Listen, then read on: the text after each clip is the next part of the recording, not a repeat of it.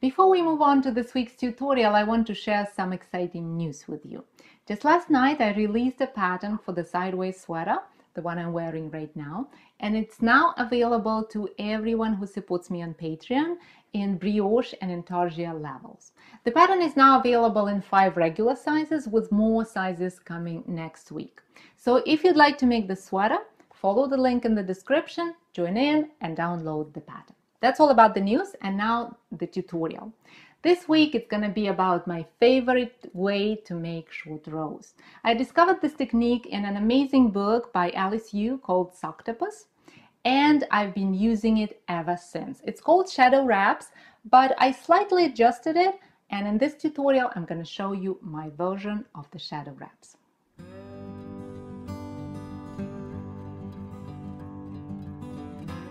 First, let's see how to make a shadow wrap on the knit side of the work. So work to the spot where you need to turn the work for the short rows.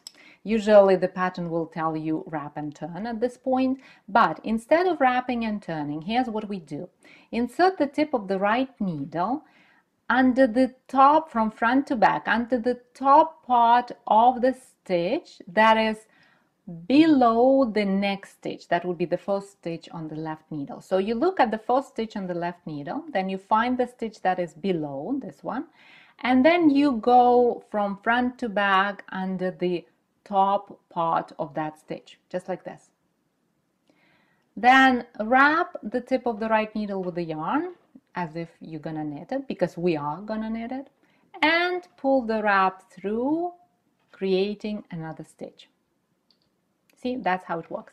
Now place this new stitch, the shadow stitch, place it on the left needle and turn your work. See, now we have like twin stitches over here. That's the actual live stitch and the shadow stitch. Its only task is to protect the work from holes, because otherwise, if we turn the work without this shadow stitch or without wrapping, for that matter, then we would end up with a big hole right here at the end of the short row, and we don't need that, right? So that's why we made this shadow stitch. Now work to the spot where you need to turn the work again, and we'll see how to make this shadow wrap on the purl side of the work. So I would say it's going to be about here. And here's what we do here. So first we arrived at the spot where we need to turn the work right here.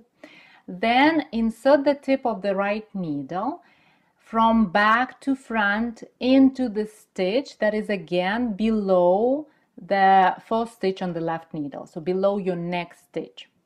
And we go from back to front right here.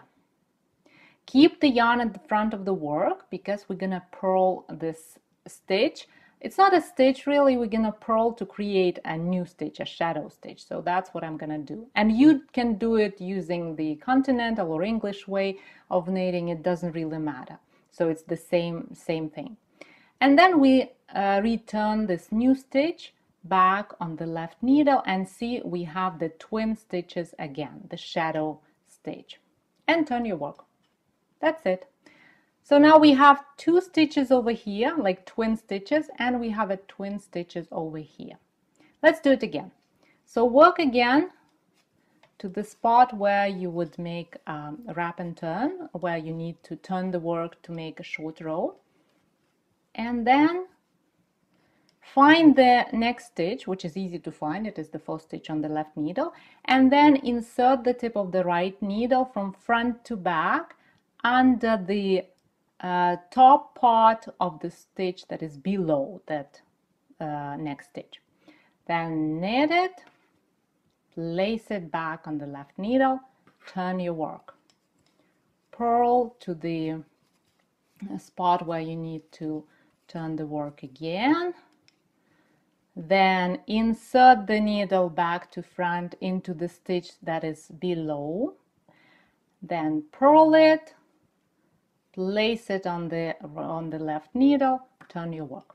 So that's how you work making short rows. And when it's time to make a full row, to knit through all those short rows or purl through them, we treat these twin stitches as one stitch. So that's it, nothing complicated. You don't have to pick up wraps or do something extraordinary.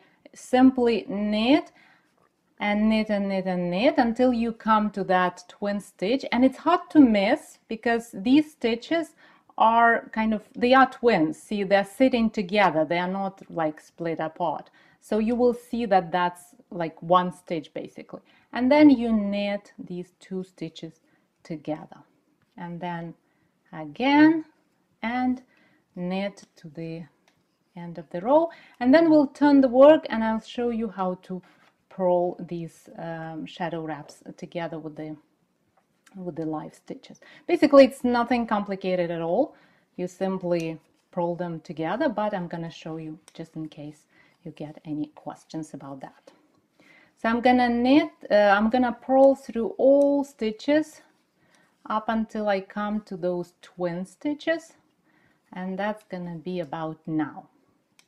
See, again, it's hard to miss. These stitches are sticking together, so we simply purl them together, and again, nothing tricky, nothing complicated, just simple purl two together, and that's it.